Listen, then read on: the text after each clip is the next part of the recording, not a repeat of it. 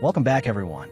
Before we dive in, make sure you drop your thoughts and the lessons you took from this story in the comments. And don't forget to like and subscribe. Let's get into it. My name is Brielle, and at 34 years old, I never expected to be a widow. 3 months ago, I lost my husband of 11 years, Andre, to a sudden aneurysm.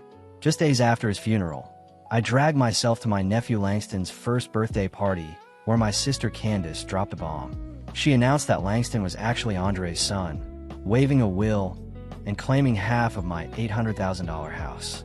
What she did not know was why I could barely hold back laughter. I understood exactly how I would handle what came next. Andre and I met 12 years ago at a charity auction benefiting children with cancer. I was volunteering, organizing silent auction items, when he outbid everyone else for a watercolor I'd admired all night. The Boston skyline at sunset, vibrant oranges and purples spilling into the harbor.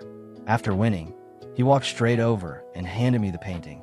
"I noticed you looking at this all night," he said with a smile that made the corners of his warm brown eyes crinkle. "I think it belongs with you." I fell hard and fast. We went on our first date the next evening, and it felt like we'd known each other our entire lives. He was a corporate attorney, brilliant, humble, the sort of man who remembered the names of waitstaff and asked genuine questions about their lives. 8 months after we met, he proposed by the harbor with a real skyline echoing the painting that brought us together.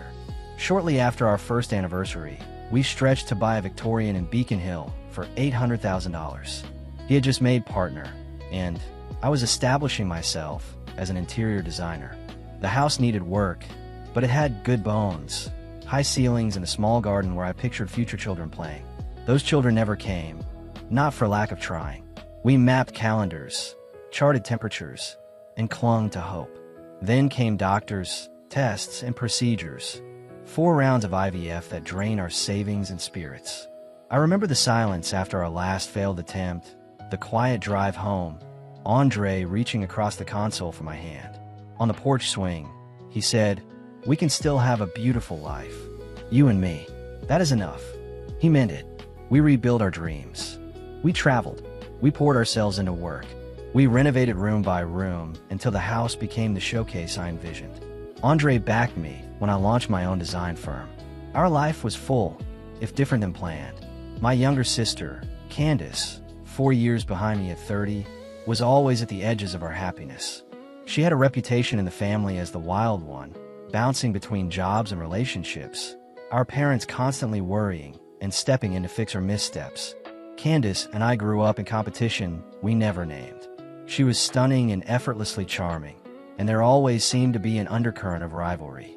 If I achieved something, she needed to one-up it. When I started dating Andre, she suddenly became interested in law students. When we bought our house, she complained about her apartment for months, fishing for our parents to help her upgrade. It was exhausting, but Andre urged me to keep the relationship. "She's your only sister," he'd remind me. Family matters. 2 years ago, Candace started dating Terrence, a bartender she met while out with friends. Handsome in a rugged way, tattoos running down his arms, a motorcycle our parents hated. The relationship looked volatile, dramatic breakups followed by passionate reconciliations. Then came the Thanksgiving announcement the year before Andre died. Candace was pregnant. She had never expressed interest in children, often questioning my desire for them. And yet she sat at our parents' table in tears, declaring a miracle. I felt a sting I hid as best I could. I pushed my envy down. I was genuinely happy for her and determined to be the best aunt I could. Langston was born healthy at 8 pounds, 4 ounces. I brought flowers and a handmade blanket I'd knitted for months. Candace seemed overwhelmed by motherhood, often calling me in tears about colic or exhaustion. I stepped in where I could, sometimes keeping Langston overnight so she could sleep. Andre kept a certain distance I assumed was about our own losses. He was kind with Langston, but never fully engaged. Then came that Tuesday. Andre complained of a headache before work. I urged him to stay home, but he had a major client meeting. "Just a migraine," he said, kissing me goodbye.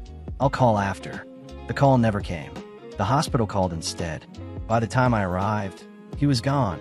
Brain aneurysm, nothing to be done, at 36 years old. The days after dissolved into arrangements and shock. Candace was strangely absent, texting about childcare or illness. She arrived at the funeral briefly, then slipped away before the reception. A week after we buried Andre, it was Langston's first birthday. The last thing I wanted was a child's party, but our mother insisted. Andre always said family comes first, so I drove to Candace's rental in a tougher part of town, gift on the passenger seat. Exhaustion etched under my eyes. I hadn't slept since Andre died, staring at his empty side of the bed, reaching for a warmth that wasn't there. I took a breath and knocked. Jada, one of Candace's friends, opened the door and looked oddly strained as she let me in. Blue balloons and streamers crowded the small house. Happy first birthday, Langston stretched across the living room wall. People I didn't know whispered in the kitchen, falling silent when I passed. Outside, guests clustered with plastic cups. I found my parents at a picnic table. My father stood to hug me, relief on his face. We weren't sure you'd come. Of course, I said, setting down the gift. Where's the birthday boy? With Candace, my mother said, not meeting my eyes. They'll be out for cake. Conversation stopped when I walked by. I assumed no one knew what to do with a widow at a child's party. After 30 uncomfortable minutes, Candace came out carrying Langston. She wore a new dress. Her hair was freshly highlighted. Langston was darling in a little button-up and bow tie. Candace hardly acknowledged me as she placed him in his high chair. She tapped a spoon on her cup and called for attention. This year has been full of surprises and challenges, she began, voice carrying. She placed a hand on Langston's head. I've been keeping a secret, she said, eyes finding mine. One I can't hide after recent events. Langston isn't Terrence's son. The yard fell silent. He's Andre's. Gasps rippled. My father froze beside me as the world narrowed to a ringing in my ears. Brielle's husband and I had a brief affair 2 years ago. Candace continued, rehearsed and steady. A mistake. We never meant to hurt anyone. These things happen. She reached in her purse and pulled out a folded document. Andre knew. He updated his will. She lifted the paper. He wanted his son provided for. This will says half the house goes to Langston. Eyes turned to me, pity, curiosity, discomfort. My parents looked stricken, and then, to my surprise, a smile tugged at my lips. Not happiness, but the kind that comes when something is so absurd it's almost funny. I pressed my lips together to hold back laughter. May I see it, Candace? Her confidence flickered. She handed me the paper. I scanned it and saw inconsistencies immediately. Language Andre would never use. A signature almost is but not. The connecting stroke between the A and D was off. The final flourish too pronounced. I folded the paper and handed it back. Thank you, I said evenly. I think I should go. That's it, she asked. You're not going to say anything? Not today, I replied, picking up my purse. It's Langston's day. We'll talk privately. I hugged my parents and walked to my car as murmurs rose. When I shut the door, I finally let the laughter out, tears streaming, not from joy but from grief, anger, and disbelief at her audacity. There was something Candace didn't know, something Andre and I never shared, even with our parents. The truth began 3 years ago, before Langston was conceived. We'd invited Candace to dinner to celebrate a new job, her longest employment to date. Andre made his famous lasagna. I stepped away for a client call that stretched nearly 20 minutes. When I returned, the mood had shifted. Candace was seated closer to Andre, hand on his arm, laughing at something I hadn't heard. I brushed it off as whine and her usual boundary pushing. Later, Andre sat on the edge of her bed. I need to tell you something, not to cause problems, but I won't keep secrets. He explained that while I was away, Candace made a pass, suggesting he deserved someone who truly appreciated him. When he rebuffed her, she laughed it off as a joke and said I was too sensitive. We agreed to treat it as an isolated incident, but it wasn't.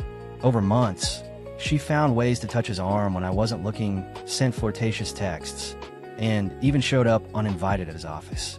Each time, Andre gently shut it down and told me immediately. After the office incident, we spoke to my parents. It went poorly. They suggested Andre misread friendly gestures, that Candace just looked up to him as a brother. My mother wondered, wrongly, if Andre felt flattered by the attention. That night, Andre and I decided to create distance. We declined invitations that included her, refused to be alone with her, and Andre blocked her number after a particularly suggestive late-night message. Then a medical issue changed everything. Andre had been in pain for weeks before finally seeing a urologist. The diagnosis was a varicocele, dilated veins within the scrotum requiring surgery. The procedure went well, but the doctor recommended a vasectomy during the same operation because of the extent and potential recurrence. It was a hard decision, especially after our fertility journey, but it was the right one for Andre's health. The vasectomy took place 2 years before Langston was conceived. We told no one. After years of invasive questions about our childlessness, we guarded our privacy fiercely. As Andre recovered with an ice pack in our garden, he said quietly, "Candace isn't done. I have a bad feeling." I tried to laugh it off. He didn't. The next week, he scheduled a meeting with our family attorney, Attorney Daryl Whitfield. I went with him as Andre laid out Candace's behavior and his recent surgery. Daryl advised us to document everything. Unwanted advances, medical records, text messages, anything that might someday matter. Better to have it and never need it, Daryl said, than wish you kept a record. We followed his advice. Andre also updated his will properly through official channels, leaving everything to me. Daryl kept copies. We placed originals in a safety deposit box. Just in case, Andre said, locking the box. Though I plan to be around to handle Candace's drama for another 50 years. The morning after the birthday party, I drove straight to the bank. The manager, who knew us well, led me to the vault with condolences. In a small viewing room, I opened the box. Inside was everything I needed. Andre's legitimate, notarized while leaving everything to me. Medical records documenting his vasectomy 2 years before Langston's conception. A journal Andre kept detailing Candace's inappropriate behavior with dates and exact quotes. Printed copies of her texts. A letter from Daryl confirming he prepared and witnessed Andre's will. And at the bottom, a sealed envelope addressed to me in Andre's familiar hand. I opened it with trembling fingers. "My dearest Brielle," it read, "if you're seeing this, something happened and you needed these documents. I hoped it would be when we're old and laughing about all this. If not, and if Candace tries to hurt you, use these to protect yourself. You are loyal to a fault. Protect that heart. I love you beyond words and time. Andre." Tears fell as I felt him protecting me even now. I returned most items to the box, kept copies of the medical records, the will, selected journal entries, and called Daryl for an afternoon appointment. Daryl's office, a converted brownstone downtown, exuded quiet discretion. The receptionist recognized me immediately. "Mrs. Preston, Mr. Whitfield is expecting you." Daryl, silver hair, reading glasses low, had mentored Andre early in his career. He embraced me briefly. Andre was one of the good ones. He was, I said, voice catching. I explained what happened to the party and showed him the will Candace presented. He examined it, concerns settling over his features.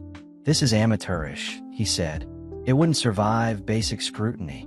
I placed Andre's legitimate will before him, the medical records, and the journal. Daryl nodded. "These records alone disprove her claim. The vasectomy predates the conception window. It's biologically impossible. What should I do?" I asked. "I don't want to humiliate her publicly, but she can't take my home on a lie." Daryl leaned back. "We need more information. People attempt fraud like this under pressure. Let's find out what's driving it." He recommended a private investigator, Franklin Tate, a former detective who worked with the firm. Franklin arrived an hour later. Stocky, no nonsense, Boston accent softened by time.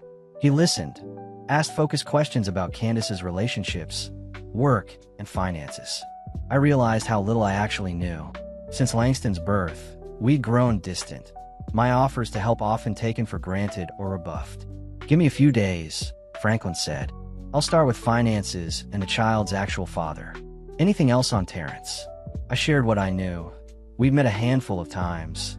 He avoided family events. Last I heard, they were still together. 3 days later, Franklin called for a meeting at Daryl's office. When I arrived, documents covered the conference table. "Mrs. Preston," he began gently, "your sister is in serious trouble. Candace had over $75,000 in debt. Credit cards, personal loans, and medical bills for Langston's surgery after birth. Her credit score was abysmal. She'd been rejected for 3 loans in the past month and faced eviction, 4 months behind on rent, with an order filed the week before the party. Terrence had left shortly after Langston's birth. He'd moved to Seattle with a new girlfriend, sending irregular support of barely $200 a month. Franklin slid printouts across to me. Messages between Candace and Jada revealed her plan. "Andre's death is awful," Candace wrote, "but maybe it's my chance to get what I deserve. That house is worth at least $800K. My friend Devin can recreate a signature from a charity auction online. It'll look legit. Brielle's always been the golden child. Time I got my share, I felt sick at her calculation. Premeditated fraud, weaponizing my grief. There was more. Franklin ran a background check on Terrence. Prior domestic violence charges in a previous relationship, and a warrant for unpaid child support in New Hampshire for another child. Not someone I wanted near Langston. I stared at the stack of evidence. What do I do with this? I asked. I can't make this a spectacle. Langston is innocent. Daryl removed his glasses. You have options. We can pursue criminal charges, attempted fraud and forgery, or we handle it privately to protect the child and your privacy. I met my therapist that evening, Dr. Lauren Caldwell, whom I'd been seeing since Andre's death. In her calm office, plants lining the windows, I unloaded everything. "I am so angry I can barely see straight," I said. "But Langston is innocent, and Candace is still my sister." Dr. Caldwell listened and noted patterns I recognized. Childhood competition, manipulation escalated by desperation. "Compassion doesn't mean allowing harm," she said. "You can be kind and still set firm boundaries and consequences." I chose a path. I'd confront Candace privately with evidence and offer a choice: face legal consequences or accept an arrangement that provided for Langston while holding her accountable. The next morning I called. "We need to talk about the will," I said. "Come to my house tomorrow at 2. "Alone?" "I knew you'd come around," she said, smug. "See you at 2. I prepared documents and set up a recorder with her consent, per Daryl's advice. Massachusetts requires both parties to consent. I wanted a clean record. At 2 o'clock on the dot, the doorbell rang. Candace stood in a polished outfit, confidence radiating. I led her to the living room, where 2 chairs faced each other across a coffee table. A recorder, water glasses, and a folder sat between us. "I like to record this," I said. She nodded. I stated the date and time and confirmed consent. "Before we discuss the will, describe exactly what you claim happened." Candace launched into a rehearsed story about an affair 2 years ago. Secret hotel meetings downtown, Andre's supposed confessions. I asked for specifics. "Which hotel?" "The Mandarin Oriental," she said quickly. "What room?" She hesitated. "High floor." "I don't recall the number." "Days of the week?" "Tuesdays. Sometimes Thursdays." I pressed. "What did he order from room service? Which side of the bed did he prefer? Did he shower before or after?" Details only a person who is intimate would know. Her answers grew vague and contradictory. "Why does any of this matter?" she snapped. "Langston is Andre's son. The will proves it." "Neither is true," I said calmly. I slid the medical records onto the table. 2 years before Langston's conception, Andre underwent a vasectomy during surgery for a varicocele. It was successful, verified by follow-ups. It was physically impossible for him to father a child afterward. The color drained from her face. She scanned the pages, hands shaking. "These could be fake," she whispered. "They aren't," I said. "And his physician will testify, if needed." I placed Andre's legitimate will beside them, prepared and witnessed by attorney Daryl Whitfield. "Everything goes to me. Andre must have changed it later," she said. "The will I have is more recent." "The will you have is a forgery," I replied. "A poor one. Creating a fraudulent will is a felony in Massachusetts." I laid out Andre's journal documenting her advances, the text with Jada about the plan, and Franklin's report, her debts, eviction, Terrence's abandonment. "We know everything," I said. "The only question is what happens next." Silence stretched. Then Candace began to cry, deep, shaking sobs that didn't feel like theater. "I didn't know what else to do," she said. "We're about to be homeless. Terrence left. The bills are crushing me. I thought if I could just get some money from the house. So you decided to destroy Andre's reputation?" I asked, anger sharp. "To tell people he betrayed me? To forge legal documents?" "I was desperate," she shouted, then slumped. You have everything. The house, the business, respect. I have a baby with a heart condition, debt, and an eviction notice. You try making good decisions in that situation. The rawness cut through my fury. Not forgiveness, understanding. Langston is Terrence's child, isn't he? I asked. She nodded. Andre never touched me. Not like that. I tried years ago. He shut it down. He was loyal to you. She swallowed. Devin helped with the fake will. He thought it would be easy. I planned to pressure you. I didn't think you'd look this closely. I stopped the recorder and considered. I could press charges, I said. Forgery and fraud are crimes. She nodded miserably. I know, but that would hurt Langston, I continued. And I love him. Here's what's going to happen. You will tell the truth, publicly. You will admit you lied about an affair, that Langston isn't Andre's son, and that you forged the will. You will apologize to me and to Andre's memory. In exchange, I will help ensure Langston's needs are met. She blinked in surprise. Why would you help me? Not for you, I said. For Langston. And because Andre would want his nephew cared for, no matter the chaos. There are conditions, I said. I'll set up a trust for Langston's education and medical care and help you find stable housing. You will enter therapy and financial counseling, maintain steady employment, and allow me to remain in Langston's life. If you break the agreement, support ends immediately. Candace stared at her hands, then looked up. I don't deserve your help. You don't, I said. But Langston deserves stability, and I deserve for Andre's name to remain untarnished. She nodded. I'll do it. We met with Daryl the next day to formalize the agreement. Candace would confess to our family at dinner the following weekend. When our parents arrived early, my mother set down her lasagna with a worried look. Why are we doing this? Because the truth needs air, I said, pouring her a glass of wine. By 7, we were all seated.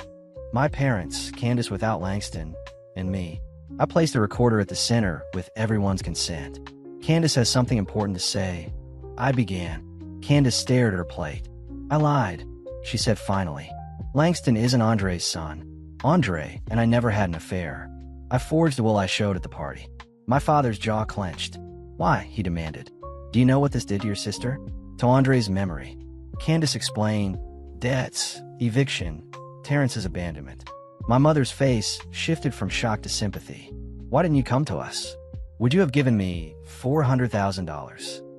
Candace asked. Half the value of Brielle's house. Of course not, my father said. But we could have helped with rent. Instead, you tried to defraud your sister in her grief. I know, Candace said softly.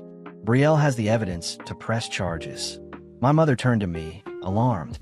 You wouldn't do that to your own sister, would you? I could, I said. Forgery and fraud are felonies. And I am your daughter too. The one who lost her husband and then had to defend his name. My father looked chastened. We care about you both, he said. Candace has always needed more help. And whose fault is that? I asked not unkindly. You've bailed her out her entire life. Did it help? Or did it teach her there will be no consequences? My mother gasped, but Candace nodded. She's right, Candace said. You always made excuses for me. It didn't help me grow. My parents sat in stunned silence. So what happens now? My father asked. Is Candace going to jail? No, I said. Under conditions, I won't press charges. I outlined the agreement, trust for Langston, therapy, financial counseling, stable work. That is generous, my father said, relief in his voice. More than generous, Candace added. More than I deserve. This is not something we can just put behind us, I said to my mother when I saw her shoulders relax. Trust has been broken. Healing will take time and boundaries. You must stop enabling Candace. No more bailouts. Support her without erasing consequences. And respect that my relationship with her will be cautious for a long while. My father nodded. My mother, eyes damp, agreed. The dinner was subdued. When my parents left, my father hugged me tight. I am proud of you, he whispered. Andre would be too. My mother's hug lingered, sadness in her eyes for the family she wished we were. Candace lingered at the door. I'm sorry, she said. Not just for the will and lies, for the years of jealousy and competition, for not being the sister you deserved. I hope therapy helps you understand why you chose this path, I said. Langston needs a mother who is honest and steady. Do you think you'll ever forgive me? She asked. I considered. I don't know. I answered honestly, but I'm willing to see where this goes, for Langston's sake. We kept our agreement. A year after Andre's death, I stood in our garden, watching spring bulbs push through the soil. The daffodils Andre planted the previous fall had bloomed into a riot of yellow. Seeing them hurt and soothe at once. So much had changed. The trust for Langston was in place, already helping with ongoing medical needs. His heart condition required monitoring, but responded well to treatment. He was growing into a curious, cheerful toddler. Candace surprised us by embracing the agreement. 6 months of therapy helped her name the patterns that had shadowed our lives. Competition, self-sabotage, the reflex to grasp at shortcuts. She took stable work as an office manager at a dental practice, with benefits and a schedule that let her parent more consistently. Our relationship remained formal but cordial. I saw Langston regularly, taking him to parks and museums. My parents struggled with new boundaries at first, especially my mother.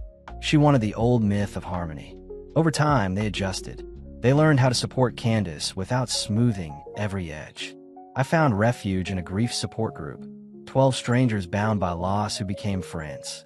We met weekly, shared setbacks and small victories, and held each other up when days went dark. 3 months after confronting Candace, I established the Andre Preston Foundation for Legal Education, providing scholarships to underrepresented students. It gave me purpose to see Andre's legacy continue through young, idealistic future attorneys. Andre's former colleagues checked in often, making sure I wasn't alone. My college roommate, Sabrina, flew in from Chicago some weekends to sit with me over movies and takeout. And then there was Malik. I met him at a foundation fundraiser 6 months after Andre died. A professor of ethics at Boston University, thoughtful and kind, with a quiet humor. We started as friends over coffee after meetings, then dinner here and there. It was nothing like Andre, as it shouldn't be. Malik understood that loving again would never mean erasing what came before. We were careful, hopeful. Standing in the garden that spring morning, I considered everything Andre taught me, even after he was gone. His foresight protected me at my most vulnerable. His journal validated what others tried to dismiss. His love covered me. Still, I learned hard truths.